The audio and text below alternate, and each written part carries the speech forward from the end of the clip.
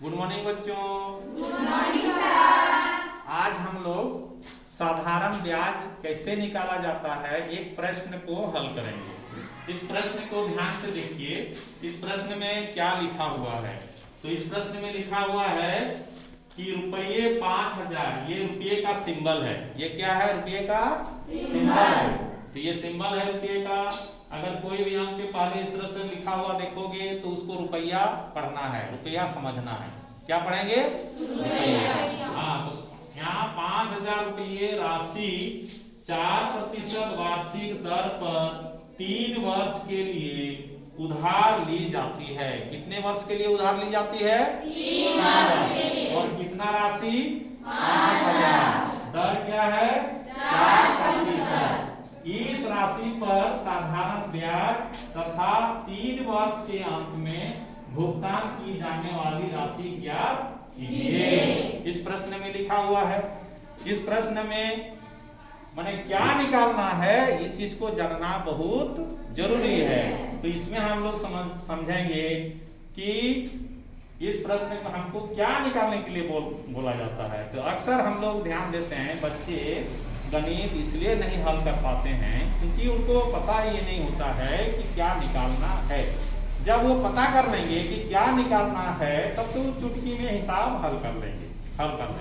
तो इस प्रश्न में हम लोग देखते हैं कि यहाँ बोला जा रहा है कि साधारण ब्याज तथा 3 वर्ष के अंत में भुगतान की जाने वाली राशि, यानी साधारण ब्याज निकालने के लिए बोला जा रहा है। और 3 वर्ष के अंत में कितना रुपया उसको वापस हम लोग करेंगे वो निकालने के लिए बोला जा रहा है। तो सबसे पहले इस प्रश्न में हम लोग सॉर्ट आउट करते हैं। क्या सॉर्ट आउट करते हैं? तो प्रश्न में दिया हुआ है, तो प्रश्न में क्या दिया हुआ है? तो मूलधन दिया हुआ है ना। उधार ली गई राशि को हम लोग यहाँ मूलधन दिखाएंगे। उसके बाद समय दिया हुआ है 3 वर्ष, मूलधन दिया हुआ है 5000 रुपये, समय दिया हुआ है 3 वर्ष और दर 4%। ये 3 चीज दिया हुआ है। तो फॉर्मूला हमारा कहता है साधारण ब्याज निकालने का जो सूत्र है वो कहता है कि साधारण ब्याज बराबर मूलधन गुना समय गुना दर बटे 100 ये कहता है।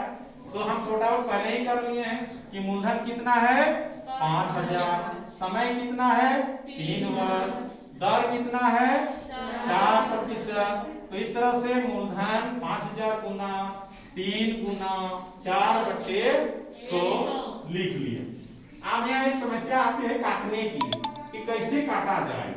तो काटने के लिए प्यारे बच्चों सबसे पहले हम लोग 0 0 को हीरो बनाते हैं, उसको देखते हैं। तो 0 0 के साथ कट गया, ये 0 के साथ कट गया, तो कितना यहाँ बच गया 1। तो 1 का वैल्यू लेस हो जाता है। 1 का वैल्यू लेस इसलिए हो जाता है, ये मान तो नहीं रह जाता है क्योंकि इसको अगर हम बड़ी संख्या को भाग देंगे या गुना करेंगे तो वो बड़ी संख्या ही आती है। इसीलिए 1 यहाँ पर वैल्यू लेस हो गया। यहाँ 1 को हम लोग नहीं लिखेंगे। अब ऊपर देखते हैं कि बट्टे के ऊपर क्या क्या बचा। तो 50 बचा हुआ है यहाँ क्या 3, यहाँ क्या 4। तो 50 में से एक 0 को पहले हम लोग लिख लेते हैं। तो यहाँ पर एक 0 लिख लिए। उसके बाद एक 0 लिख लिए। उसके बाद जो संख्या बची हुई है उसको पहाड़ा पढ़ेंगे। जैसे 5, तो 5 का पहाड़ा पढ़िए कितना 3 बार, 5 दिया 15 चौके 60। इस तरह से फिर 60 लिख देते हैं।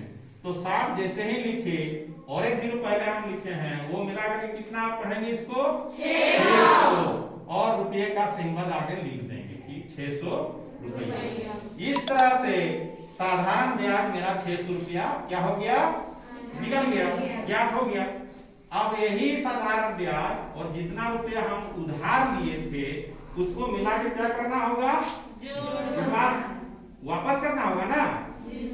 क्योंकि यहाँ पर लिखा हुआ है कि 3 वर्ष के अंत में भुगतान की जाने वाली राशि, भुगतान का मतलब वापस करना, उसको देना, पेमेंट कर देना। तो हम लोग पेमेंट करेंगे जितना रुपया उधार लिए थे वो और जितना ब्याज आया वो दोनों को जोड़ देंगे और जोड़ने के बाद उसको क्या करेंगे, भुगतान कर देंगे। तो उस तरह से हम लोग लिखते हैं मिश्र धन, यानी मूलधन में जब ब्याज मिलाया जाता है तब वो मिश्र धन कहलाता है। तो 3 वर्ष के अंत में भुगतान की जाने वाली राशि बराबर 5000 जोड़ 600, जोड़ दिए तो कितना हुआ 5600। इस तरह से इस प्रश्न का हल हो गया। इस प्रश्न का हल हो गया। साधारण ब्याज कितना 600 और भुगतान की जाने वाली राशि कितना 5600। इस तरह से ये दोनों प्रश्न का हल हो चुका है, हो गया, और यही हो गया आंसर। तो कुछ समझ में आया? समझ में आया। एक नेक्स्ट प्रश्न जब हम लोग काम करेंगे, हम आप लोग को होमवर्क देंगे, बना करके लाइएगा इसी विधि से, और फिर देखिएगा कि जो समझ में नहीं आएगा तो फिर बताने का कष्ट कीजिएगा। और आज इतना ही। कल हम लोग फिर नेक्स्ट गणित को जब बनाएंगे, नेक्स्ट प्रश्न का जब हल करेंगे तो विस्तार से और जानेंगे। तब तक के लिए बहुत बहुत धन्यवाद।